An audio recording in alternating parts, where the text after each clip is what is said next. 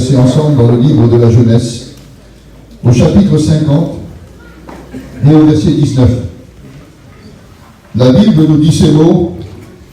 Joseph leur dit, il parle à ses frères, « Soyez sans crainte, car suis-je à la place de Dieu ?» Mes frères, je vous pose la question ce soir. Sommes-nous à la place de Dieu? Ma sœur, es-tu à la place de Dieu? Et Joseph a continué en disant ces mots. Vous avez médité de me faire du mal, mais Dieu l'a changé en bien pour accomplir ce qui arrive aujourd'hui, pour sauver la vie à un peuple nombreux. Et il y a une autre version qui nous dit ces mots. Vous avez médité du mal, mais Dieu a médité du bien. Ce qui veut dire, mes frères, que quand le diable et les démons, et que même des hommes méchants, méditeraient du mal sur vous, même s'il y aurait à l'instant des mauvais projets, des mauvais propos contre vous, contre vos vies, contre vos foyers, contre vos ministères, j'aimerais vous le dire avec une assurance, c'est que si les hommes et le diable méditent du mal, nous avons un Dieu dans le ciel qui médite du bien. Il est déjà en train de préparer des projets.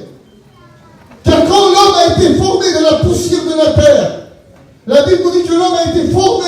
Et dans le mot formé, c'est le mot yatsar. Et dans le mot yatsar, il y a plan, projet et but.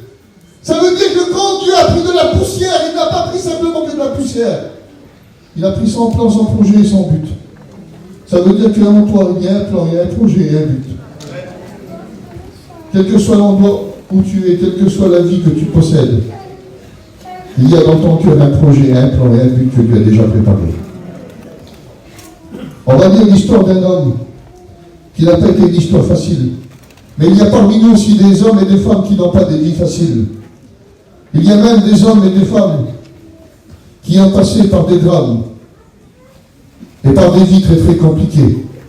Il y a même des ministères pour qui c'est beaucoup plus dur que d'autres. Mais j'aimerais vous dire que quelle que soit la vie qu'on a, Dieu est capable de changer le mal en bien. On va examiner la vie d'un homme. Voici comment la Bible commence son histoire. Jacob demeura dans le pays de Canaan où avait séjourné son père. Voici la postérité de Jacob.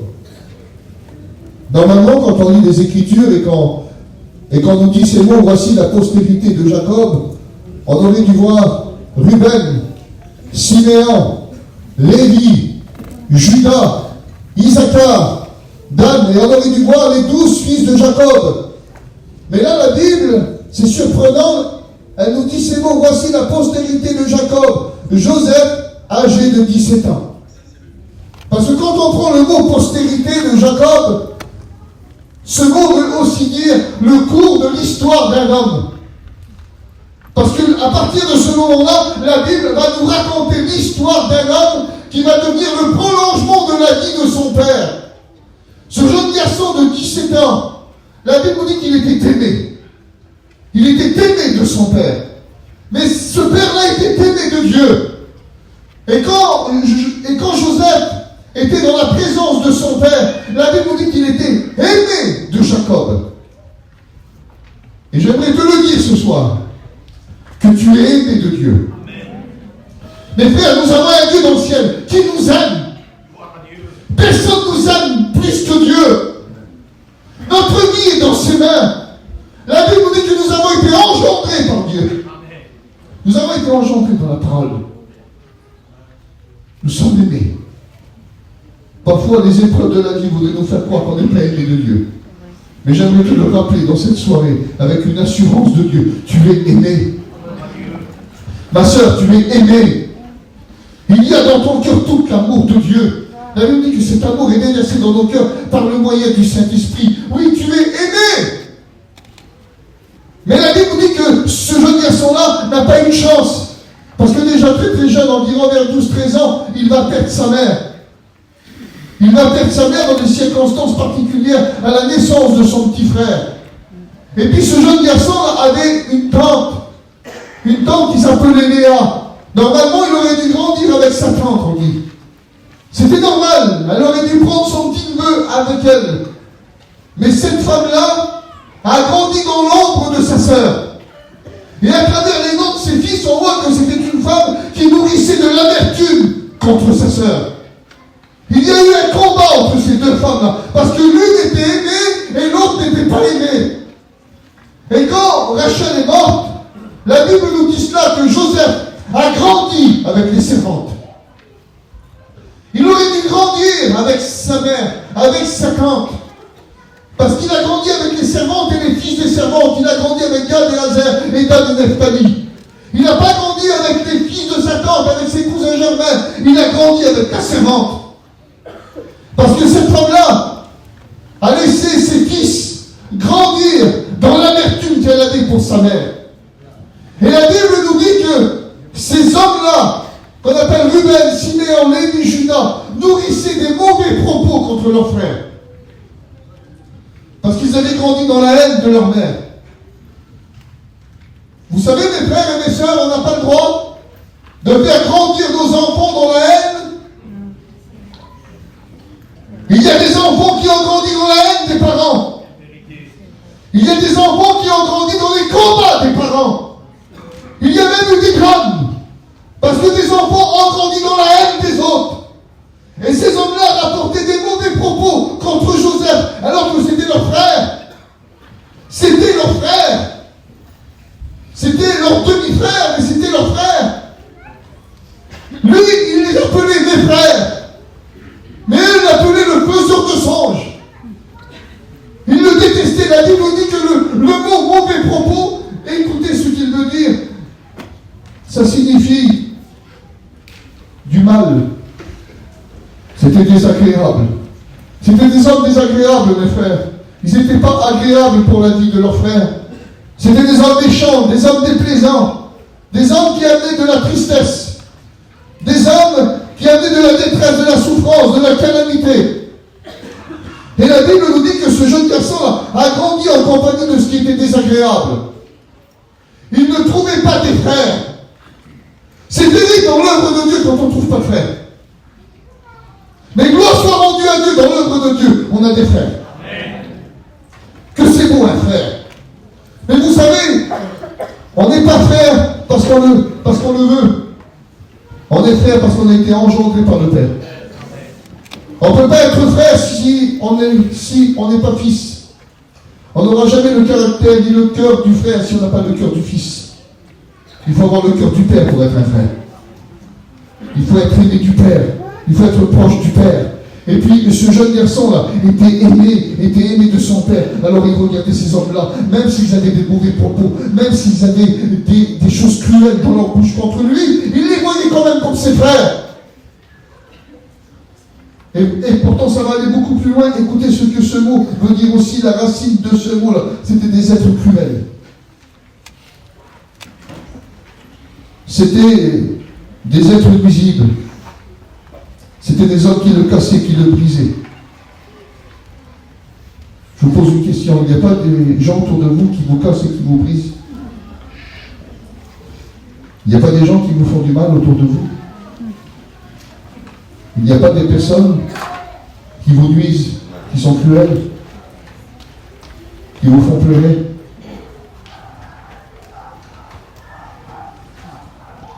Mais quand Joseph rapportait des mauvais propos à son père, écoutez ce que la Bible nous dit. Israël, Jacob aimait Joseph. Ça veut dire que l'amour qu'il ne trouvait pas vers ses frères, il les trouvait vers son père. L'amour que tu ne trouveras pas chez les autres, tu la trouveras chez Dieu. Mes frères, nous sommes aimés, je vous le répète, nous sommes aimés de Dieu. Nous sommes aimés du Seigneur. Mais sa vie n'a pas été facile, il avait 17 ans. Il était déjà très très jeune, il avait une vie très très compliquée. Et la Bible nous dit qu'un jour ses frères vont partir jusqu'à Sichem. Sichem, ça signifie l'épaule, le soutien. Et puis ils vont aller jusqu'à Sichem pour faire paître les troupeaux de leur père. Et puis Joseph reste avec son père. C'est pas très très loin, c'est à 80 km d'Hébron. Il était à Hébron avec son père. Hébron, ça signifie l'union. Il était en union avec son père. Il y avait cette robe sur lui de plusieurs couleurs qui était le symbole de l'amour que son père avait pour lui. frères pouvaient posséder un tel vêtement. Joseph était le berger avec l'habit du haut dignitaire. Il était aimé. Il était avec son père. Mais un jour, son père va lui dire, écoute, va retrouver tes frères. Rapporte-moi des nouvelles de tes frères. Rapporte-moi des nouvelles du troupeau. Va voir tes frères. Il a 17 ans. Il fait les 80 km et il va jusqu'à Sichem. Et quand il arrive à Sichem, la Bible dit qu'ils ne sont pas là. Il trouve un étranger dans les champs. Et cet étranger va dire, que cherches-tu? Il va dire, je cherche mes frères. Il va dire, je les ai écoutés parler, ils ont dit qu'ils allaient jusqu'à Dothan. Et quand il arrive à Dothan, c'est 25 km un petit peu plus loin. Quand il le voit arriver de loin, mes frères, la Bible dit qu'ils avaient de l'envie contre lui. Il y avait de la jalousie contre Joseph. Ils étaient jaloux de l'amour que leur père avait envers lui. Et la Bible nous dit que quand ils vont le voir de loin, ils vont dire, ah, voilà le faiseur de songes. Alors on va l'attraper, on va le jeter dans la citerne et on va le tuer. La méchanceté est capable d'aller très très loin. Vous savez que la jalousie, quand elle est dans le cœur, elle est capable de nous faire des choses atroces. Par la jalousie, on peut tuer nos frères. Mais par l'amour, on peut aider nos frères. Des hommes jaloux ont détruit des frères. Des hommes jaloux ont équité contre des frères. Des hommes jaloux ont cassé, brisé des frères. Alors qu'un homme avec un caractère de frère est capable d'aimer son frère, de relever son frère, d'être un secours pour son frère. Dans l'église de Jésus-Christ, c'est ce que nous avons besoin de voir aujourd'hui à l'heure actuelle. On a besoin de voir des frères. Dans notre mission, on a besoin de voir des frères. Je vous le dis de mon Dieu, quand je me déplace dans nos conventions, la plus grande joie que j'ai, c'est pas simplement de voir notre grand chapiteau. Je veux voir mes frères. Parce qu'on a besoin de nos frères. On n'est pas une mission de région, non. Notre mission est nationale. J'ai besoin de voir, ok, j'ai besoin de vous voir les frères. Parce que vous êtes mes frères, je vous aime. Parce que Dieu a mis de l'amour dans nos cœurs pour nos frères. On pleure pour nos frères. Quand vous passez par des problèmes, on pleure pour vous. Parfois on prie pour des gens même qu'on ne connaît pas. Parce qu'on a de l'amour pour nos frères. C'est Dieu qui nous a donné cet amour. Mais eux, quand ils le voient, ils voient un obstacle. Que Dieu nous garde de voir des obstacles de nos frères. Que Dieu nous garde.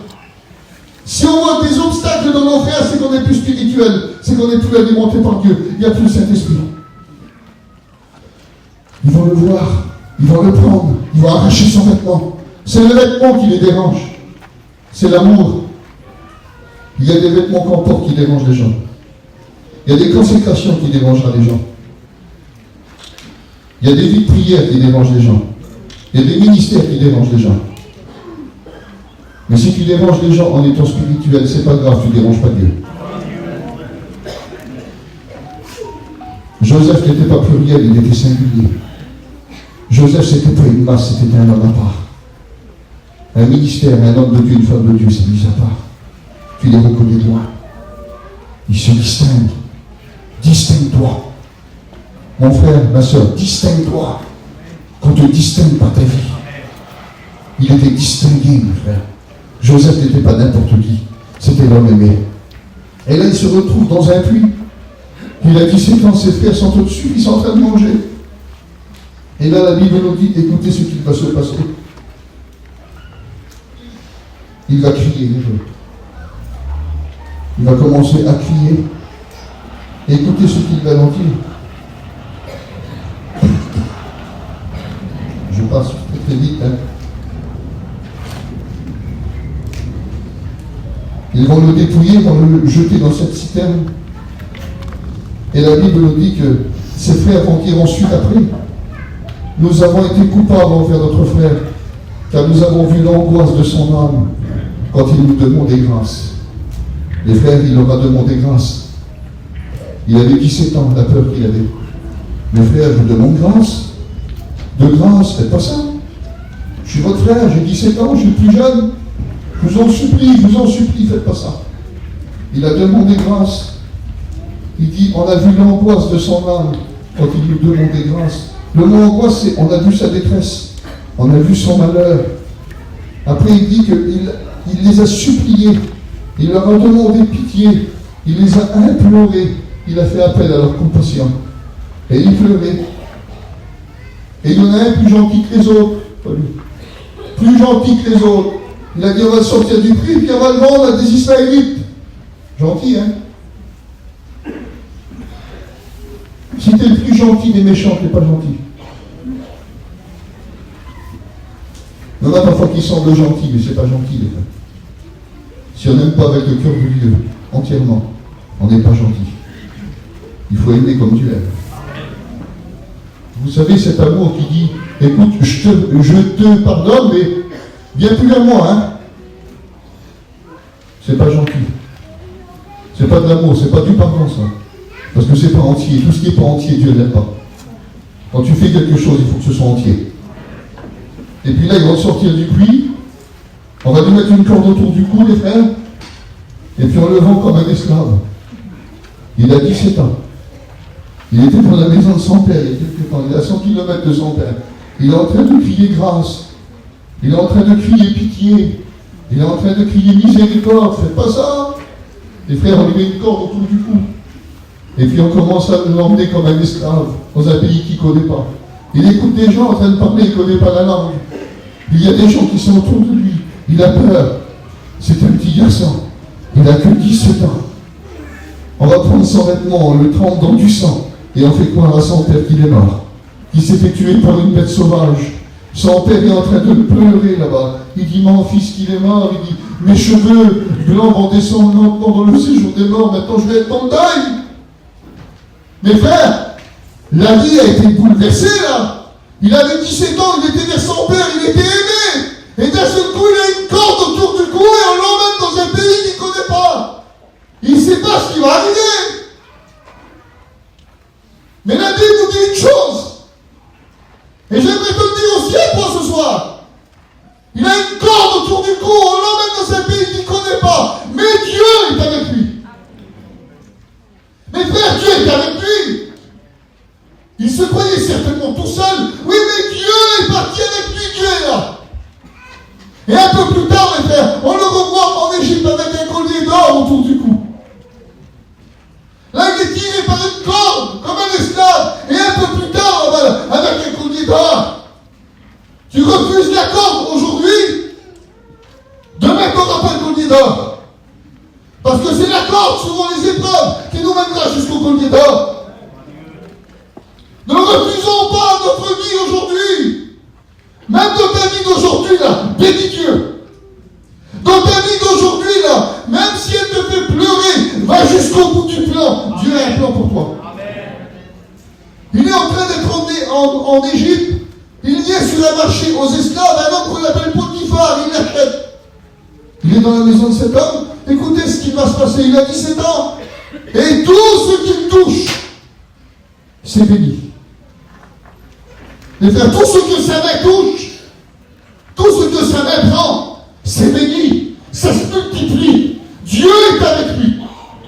Et cet homme-là qu'on appelle Potiphar, qui n'est pas chrétien, qui ne connaît pas Dieu, mais il voit dans le cœur de ce jeune homme-là de la sagesse, de l'amour, il voit Dieu.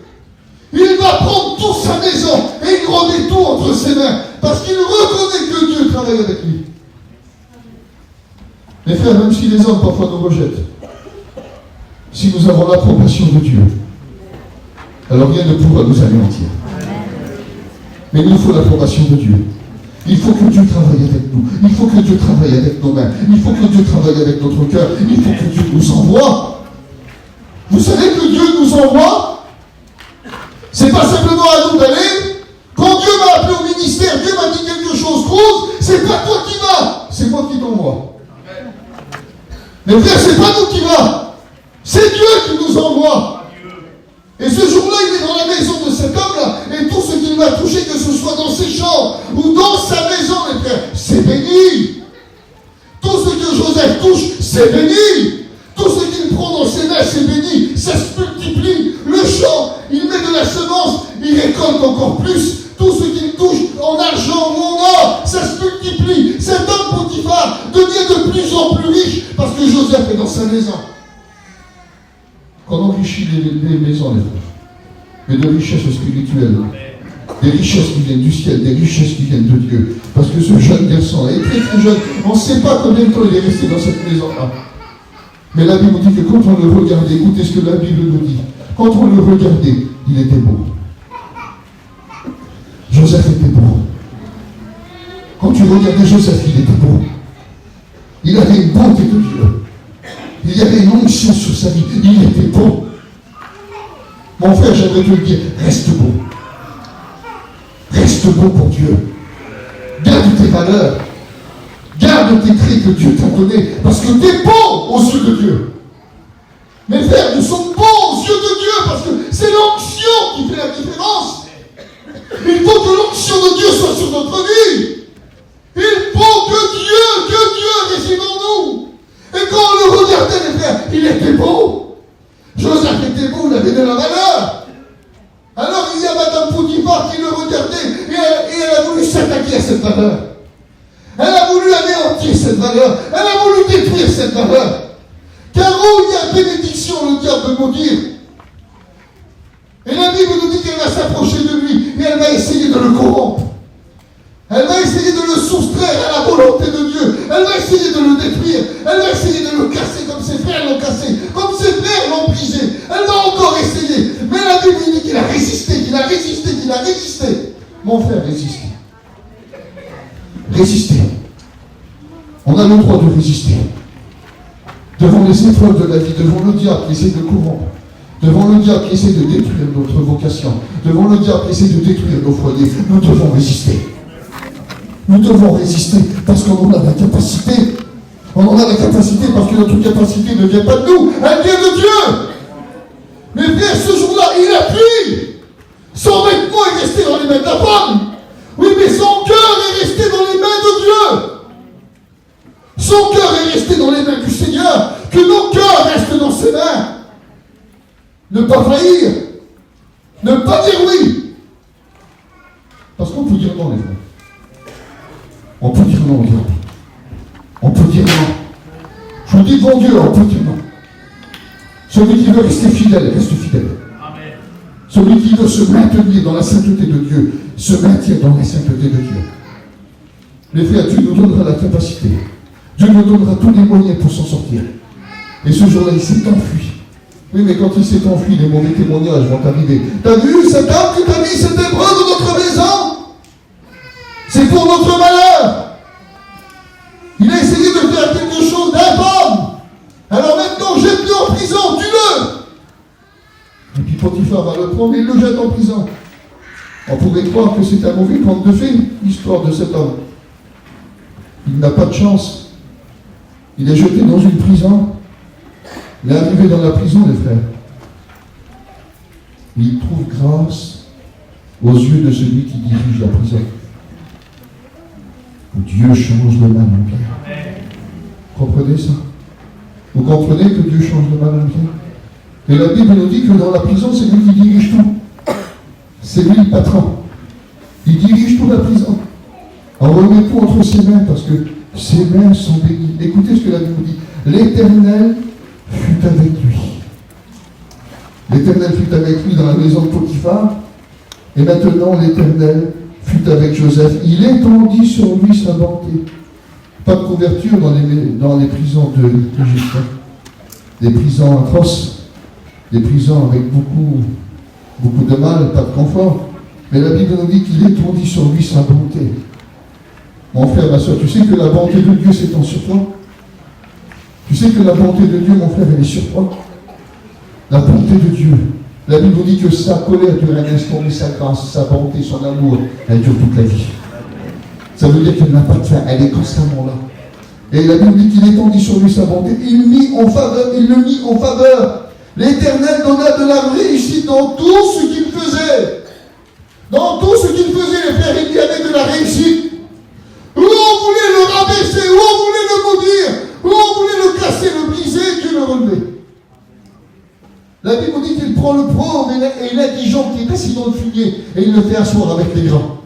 Ça, c'est Dieu. Parce que Dieu change les circonstances. Dieu change les temps, les frères, parce que Dieu reste Dieu. Dieu est resté Dieu, mes frères. Dans la maison de Potiphar, Dieu était là. Maintenant, dans la prison, Dieu est là, mais Dieu lui fait trouver grâce. Et dans la prison, la Bible dit qu'il y a 2 hommes qui viennent, le chef des échangeants de Pharaon et le panetier, celui qui nous donne du pain. Et là, ils vont avoir des songes, et ils n'arrivent pas à les expliquer. Et ils viennent vers Joseph, et Joseph explique les songes. Un homme très intelligent, pourrait quoi? Il explique les choses, mes frères. Non, il n'est pas intelligent, il a l'esprit de Dieu. Dieu lui donne des capacités. Vous savez qu'on n'est pas un peuple intelligent, hein? Mais on est orgueilleux. On est orgueilleux de notre méconnaissance. On est orgueilleux de ce qu'on ne sait pas. Parfois on dit, mon frère, tu sais, moi je ne sais pas beaucoup de choses. Hein. Puis on s'en glorifie presque.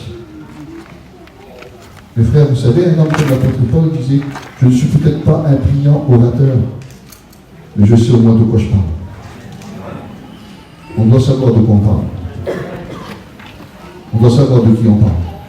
On parle de Jésus. Et quand on parle de Jésus, on doit le connaître. On doit connaître qui il est, on doit connaître sa personne. On ne doit pas se glorifier de la méconnaissance. Parce qu'il y a des gens, vous savez, ils disent, je suis simple, mon frère. Mais ils déguisent leur simplicité derrière de la paresse. La vraie simplicité, ce n'est pas de la paresse. La simplicité, elle te rapproche de Dieu. La simplicité, la Bible nous dit, la révélation de tes paroles éclaire et donne de l'intelligence à celui qui est simple. Ça veut dire qu'un homme simple, c'est un homme près de la parole, c'est un homme qui est intelligent. Dieu le rend intelligent. Et ce Joseph, là, dans cette prison-là, Dieu le rendait intelligent. Dieu lui donnait des lumières. Dieu lui donnait des songes. Dieu lui donnait des réponses, mes frères. Parce qu'un homme qui est près de Dieu a des réponses. Et puis là, il est dans cette prison-là. Et puis ces hommes-là vont faire 2 songes. Il va dire, ben écoute, toi, tu vas être libéré dans très peu de temps, et toi, on va te couper la tête, et tu seras mort. 3 jours après, les frères, l'autre, on lui coupe la tête, et l'autre, on le sort de prison. Mais il va dire à l'autre, écoute, mon frère, souviens-toi de moi, parce que j'ai été mis en prison et j'ai rien fait. Mais la Bible nous dit qu'une fois dehors, cet homme-là oublia Joseph. Et quelques années après, on ne sait pas combien de temps, mais on sait une chose, c'est que Joseph a 30 ans. Il s'est passé 11 ans, 13 ans. Il s'est passé 13 ans, mes frères. On ne sait pas combien de temps dans la maison de Potiphar et dans la prison, mais il s'est passé 13 ans.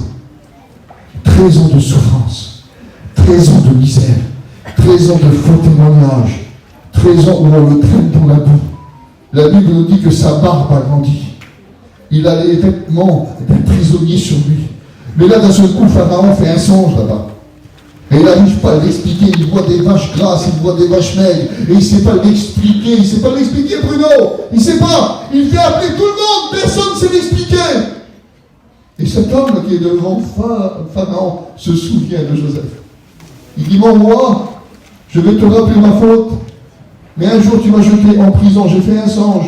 J'étais incapable de l'expliquer. Mais il y a un homme qui me l'a expliqué. Et il est dans la prison là-bas. Allez le chercher.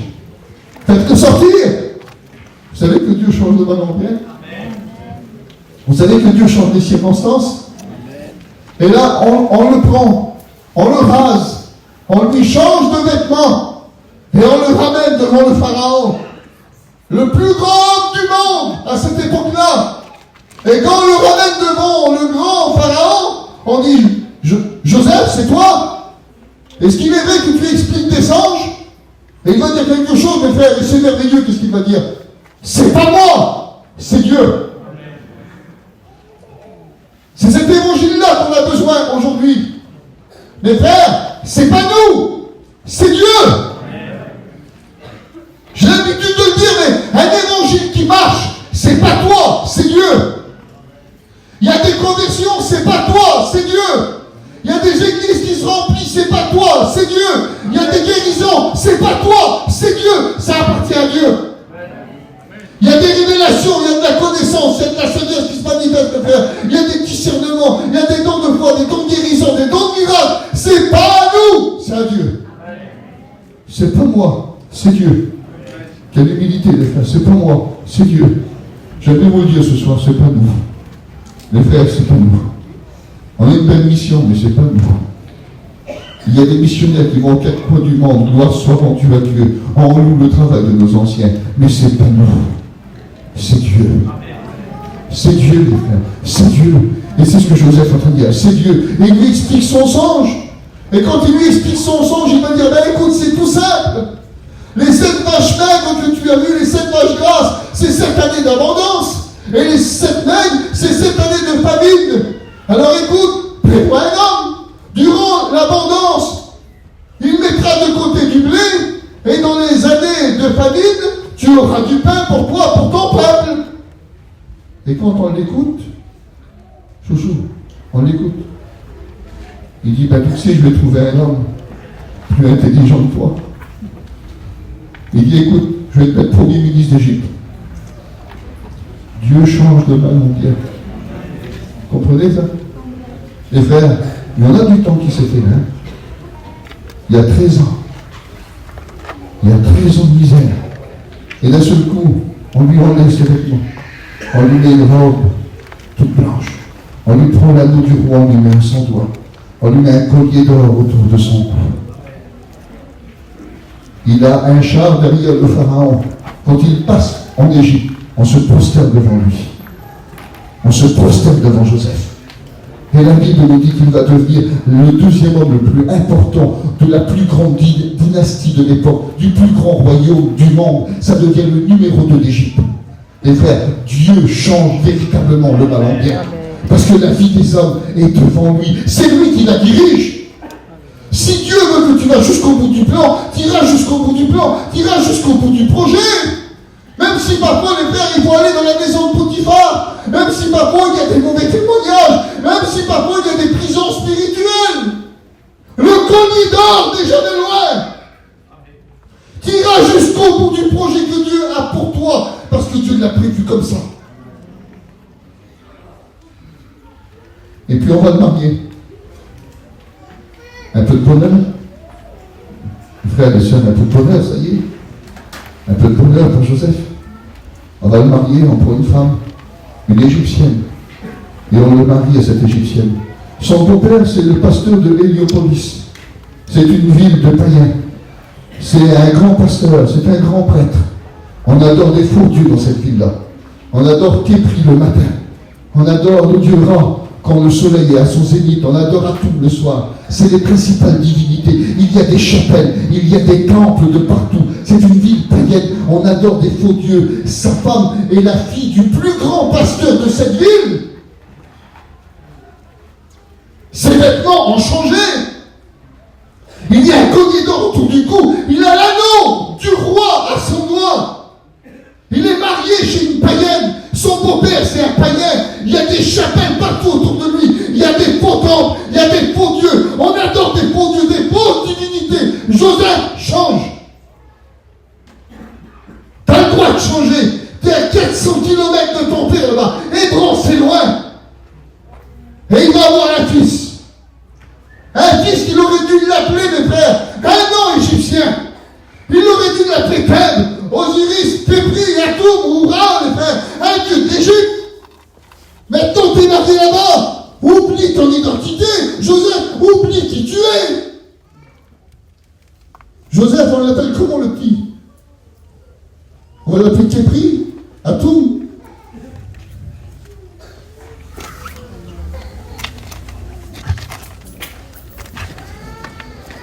Manassé.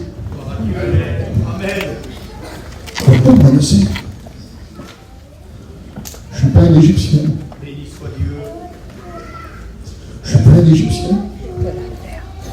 On va l'appeler Manassé. Qu'est-ce que ça veut dire, Joseph Manassé? Dieu m'a fait oublier mes peines. Tous mes peines dans la maison de mon père. Mais Dieu ne m'a pas fait oublier qui je suis. Mon arrière-papa, il s'appelait Abraham. Mon papa, il s'appelait Isaac. Et mon père, il s'appelle Jacob. Dieu a fait des promesses à mon arrière-papa. Et ces promesses-là sont véritables.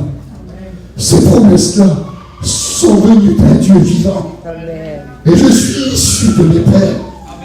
Et même à 400 km, même marié avec une païenne, même avec un beau-père qui est dans des faux dieux, dans des fausses chapelles, dans des faux temples, je reste Joseph.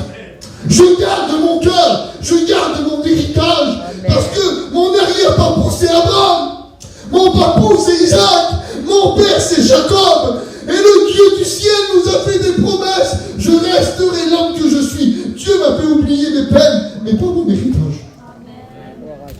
J'aimerais te le dire dans cette soirée. Dieu est capable de te faire oublier tes peines, mais pas qui tu es. On est des chrétiens. Et même en Égypte, il faut rester des chrétiens. Même entouré de païens, il faut rester des chrétiens. Il faut qu'on reste des serviteurs de Dieu. On a un héritage. On a un héritage. Notre héritage, mes frères, ce n'est pas le grand chapiteau de la Convention. Notre héritage n'est pas la structure. Notre héritage, c'est la Bible. Notre héritage, c'est l'enseignement des apôtres. Notre héritage, c'est les histoires bibliques des hommes de Dieu qui ont formé aujourd'hui notre vie. Car la Bible dit que tout ce qu'il y a écrit dans ce livre, c'est pour nous laisser un exemple afin qu'on suive les traces de ceux qui ont marché avant nous. Il s'appellera Manassé. Il n'y a pas de païen chez moi. Mes fils vont adorer le Dieu de mon père. Mon fils c'est Manassé. Un second fils. Ok. On peut faire des concessions. Dans des foyers, ça se fait. Tu donnes le nom au petit et je donne le nom à la petite. On fait des concessions. Joseph t'a donné le nom au premier. Un pour Abraham et un pour l'Égypte.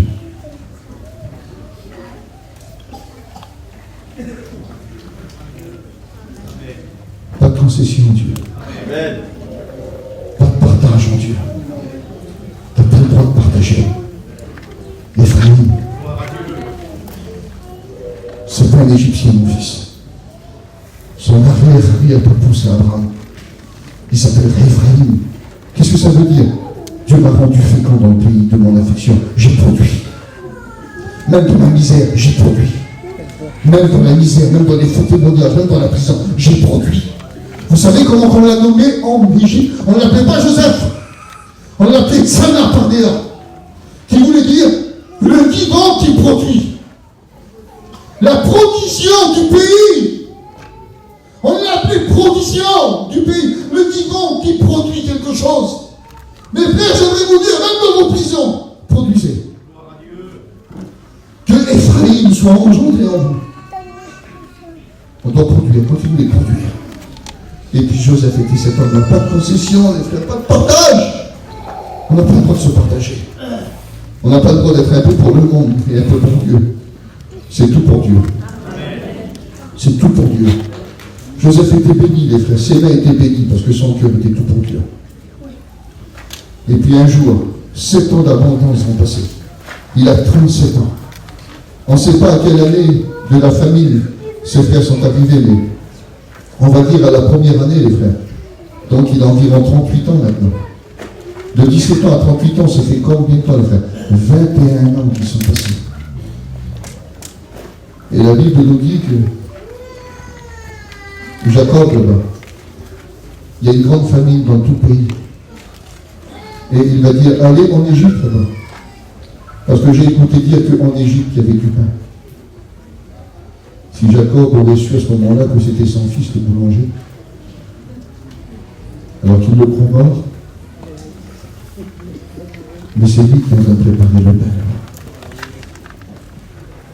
Et quand ils vont arriver en Égypte, c'est 10 hommes qui arrivent en Égypte. Quand Joseph les voit arriver, il reconnaît ses frères. Il y a 21 ans qui sont passés, mais il reconnaît ses frères. Mais la Bible nous dit ça, c'est curieux. Ils ne l'ont pas reconnu. J'ai été choqué de ça. Parce que moi, mon frère à 100 mètres, il marche de dos. Ça marche. Je sais que c'est lui. Parce que c'est mon frère. Il parle, il est dans mon dos. Je reconnais sa voix, c'est mon frère. On reconnaît ses frères. Mais ils n'ont pas reconnu. Vous savez pourquoi? Parce que c'est l'amour qui reconnaît ses frères. Quand on n'a pas d'amour, on ne reconnaît pas ses frères. Un jour, c'est une histoire, c'est un homme en Chine. Vous avez certainement lu son livre, c'est le frère Yun, le citoyen du ciel. Il était dans une prison et il a jeûné plusieurs dizaines de jours, je crois que c'était 74 jours. Il était dans cette prison-là, où il y avait plusieurs prisonniers, ils étaient 10 ou 12 dans cette prison, en Birmanie. Et puis dans cette prison-là, il avait jeûné très très longtemps, il ne ressemblait plus à rien, on le persécutait, on le frappait. Quand sa femme a ouvert la porte, elle a fait ça. Elle était avec la mère de cet homme, elle a dit non, il n'est pas là. Et puis il y a la mère, elle a juste fait ça. Elle a dit il est là-bas. Elle s'est approchée, elle l'a pris dans ses bras. Et puis sa femme a vu que c'était lui. Et elle a demandé à la mère, t'as fait comment pour le reconnaître? Elle a dit, j'ai reconnu les mains de mon fils. Vous savez que l'amour, elle s'attache à des détails. Tu reconnais ce que tu aimes. Et ce jour-là, il a reconnu ce qu'il aimait. Il a reconnu ses frères. Et ensuite, il va les regarder, il va commencer à jouer avec eux. On va passer très vite. Il commence à jouer avec eux. Il dit, vous êtes des espions. Il va dire, non, nous sommes tous fils de notre père. Et il y en a un qui n'est plus. C'était lui. Il y en a un qui n'est plus. Il est mort. Il était devant eux. Et écoutez ce que la Bible dit. Est-ce que Joseph avait fait un songe? Et quand il a fait ce songe-là, il a vu le soleil, les étoiles et la lune se prosterner devant lui. Et ses frères ont été en colère. Ils ont dit, comment tu veux être l'autorité chez nous, toi? Et dans le mot hébreu, c'est ça qu'ils vont dire. Tu veux être le machal? Tu veux être l'autorité? Le machal, c'était l'image de l'homme qui dirigeait un foyer, qui dirigeait la femme. Il dit, comment? Tu dis qu'on est des femmes? Tu veux être le patron? Tu veux être l'autorité chez nous, toi? Et quand ils vont venir devant ce prince égyptien, écoutez, qu'est-ce qu'ils vont faire?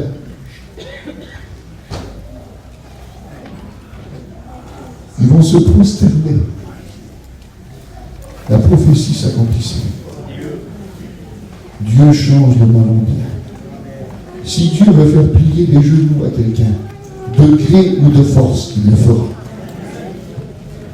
Je le dis devant Dieu, c'est Dieu le patron. C'est Dieu qui dirige toutes choses. C'est lui qui médite du bien. Il est capable de changer le mal en bien. Il est capable de tout faire. Nous avons un Dieu qui est riche. Et ce jour-là, il est devant, il dit, si, vous êtes des espions. Alors il va dire, pour prouver que vous disiez la vérité, allez me chercher votre petit frère. C'est son frère. C'est son vrai frère. Parce que Rachel a eu 2 fils, Joseph et Benjamin. C'est son vrai frère. Les autres, c'est tous des demi-frères. Mais lui, c'est son vrai frère. Il dit, allez chercher mon frère. Allez le chercher, lui. Pour savoir si vous dites la vérité, si vous avez encore un frère là-bas. Et ils vont chercher le petit. Et puis quand il vient, il le regarde. Et écoutez ce que la Bible nous dit. Il fut ému de compassion. Ses entrailles ont été remuées. Et quand il le voit, Benjamin a une histoire particulière aussi. Il perd sa mère, il perd son petit frère. Et puis ensuite, il s'est marié. Il croyait que son frère était mort. Et il va avoir des fils. Et il va appeler l'un de ses fils Ashrash. Ça veut rien dire. Mais ça voulait dire ça. Un frère. Il a appelé son fils un frère. À Benjamin, ça lui manquait un frère. Son frère lui manquait. Son frère était mort, il l'a vu partir, il était tout petit. Il a appelé son fils Ashrash, un frère. Et ce jour-là, il revient en Égypte et il voit cet Égyptien. Et c'est son frère. Et la Bible nous dit qu'à partir de ce moment-là, quand tous ses frères sont réunis, Joseph retire les vêtements. Et Joseph pleure. Et écoutez ce qu'il va dire. Je suis Joseph, votre frère. Il aurait pu leur dire ce jour-là, les frères, tant pour eux. Parce que maintenant, on va arrêter nos camps. Il y a 21 ans que je suis là. Vous m'avez vendu comme un esclave. J'ai souffert la misère. 21 ans j'ai souffert ici. Pendant 13 ans j'ai été dans des prisons. J'ai été dans des cachots. J'ai souffert la misère. Maintenant vous allez payer. Je suis Joseph, votre frère. À travers tout ce que vous m'avez fait, je reste un frère. J'aimerais vous le dire, mes frères et mes sœurs, même si on vous fait du mal, ne vous vengez jamais. Un chrétien ne se venge pas. Un homme de Dieu ne se venge pas. On n'a pas le droit de se venger. À lui la vengeance, à lui la rétribution. Mais un homme de Dieu ne se venge pas. Ce jour-là, Joseph avait toutes les raisons du monde de se venger. Ce jour-là, il avait toutes les raisons du monde de régler ses comptes à ce moment-là. Il a le sceau du roi, il a les vêtements de l'Égypte, mais il n'en a pas besoin, les frères. Parce que les vêtements de l'Égypte, il les a enlevés. Il dit, je suis votre frère. Il va dire, c'est Dieu qui m'a envoyé devant vous, pauvres malheureux, afin de vous nourrir, afin de sauver vos vies. Et maintenant, allez chercher mon père. Il va avoir un grand rassemblement. Vous savez que bientôt il va avoir un grand rassemblement? Vous savez que bientôt Jésus va rassembler l'Église? Très très bientôt, mes frères, un grand rassemblement. Allez chercher mon père. Merci. Allez le chercher. Et dites-lui ce que vous avez vu. Mais il va rajouter un petit mot, frère. Ne vous disputez pas en chemin. Il les connaît. Hein. On connaît nos frères. Hein. Ne vous disputez pas en chemin. Et puis ils vont aller vers le Père. C'est compliqué de parler avec Jacob. Hein. Parce qu'ils ont menti. Hein. Les frères, ils ont menti. Ils ont pris son vêtement. Ils l'ont mis dans du sang. Ils l'ont fait passer pour un mort. Il faut aller, maintenant il faut réparer. 21 ans de mensonges. Ils ont vu leur père dans le deuil pendant 21 ans et ils l'ont laissé souffrir. Quel est méchant. Mais il faut réparer maintenant. Parce que tôt ou tard, les choses qu'on casse, les frères, il faut les réparer. Dieu nous appelle à la réparation. Et puis ce jour-là, il faut réparer. Alors ils vont là-bas. Et écoutez, qu'est-ce qu'ils vont dire? Tata!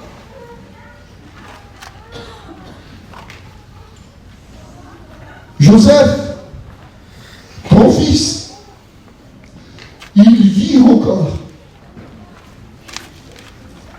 Mais sœurs, ton fils, Joseph, il vit encore.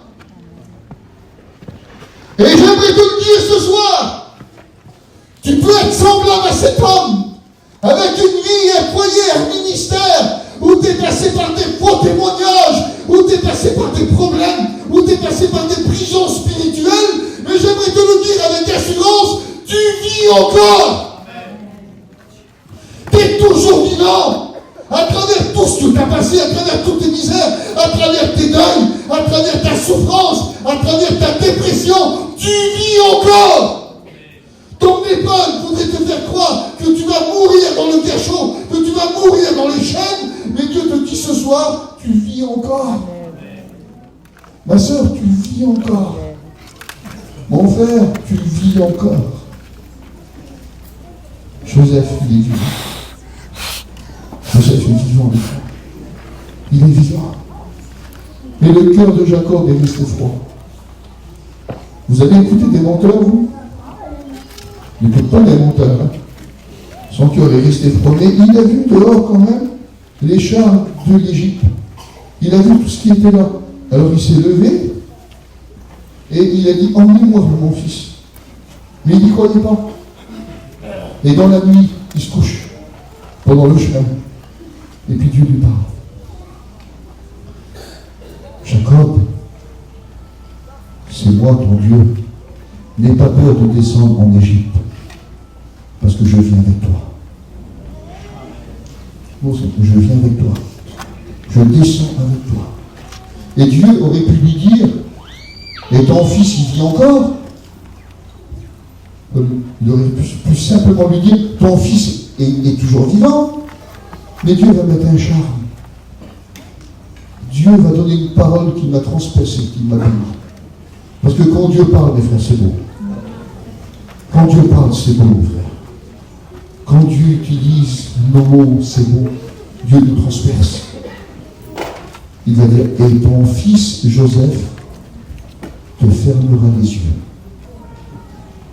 Il est en train de me dire, quand tu vas mourir, celui qui viendra pour fermer tes yeux, ce sera ton fils. Jacob, il est vivant.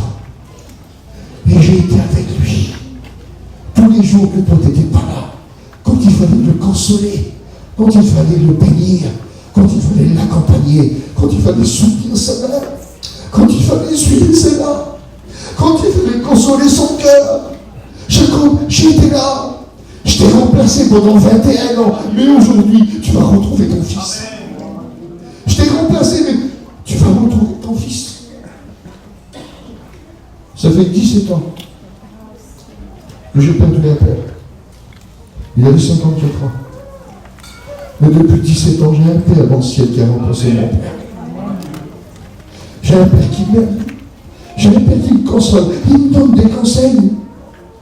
Quand j'achète quelque chose et que je suis content, j'ai plus de père, mais je dis à mon père.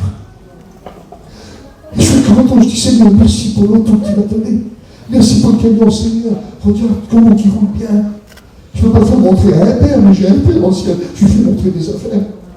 Quand je découvre quelque chose dans la Bible, je n'ai pas de père pour lui montrer, mais je parle avec mon père et je lui dis, mon tata, regarde que c'est bon, qu'est-ce que j'ai trouvé, Seigneur, que c'est bon, comment que ça me bénit. Quand mes enfants font quelque chose, les premiers pas de mon garçon, les premiers pas de ma fille, j'ai regardé dans le ciel et j'ai dit, mon Père, Seigneur, mon Dieu, quelle bonté, regarde ma fille, elle marche. Mon Père est là. J'ai un Père dans le ciel, il s'appelle Dieu. Et ce jour-là, Dieu lui a dit, tu vas retrouver ton fils. Et puis Jacob s'est mort. Il est arrivé pas loin de Goshen. Il a vu un char qui s'est levé, qui venait de la poussière de vin. Et il a vu les garçons sortir. Ils n'ont pas reconnu eux, hein. Mais lui, il reconnaît son fils. Il le reconnaît. Il est sur un char égyptien, mais quand il le voit de loin, ah, c'est bon, je sais. C'est lui.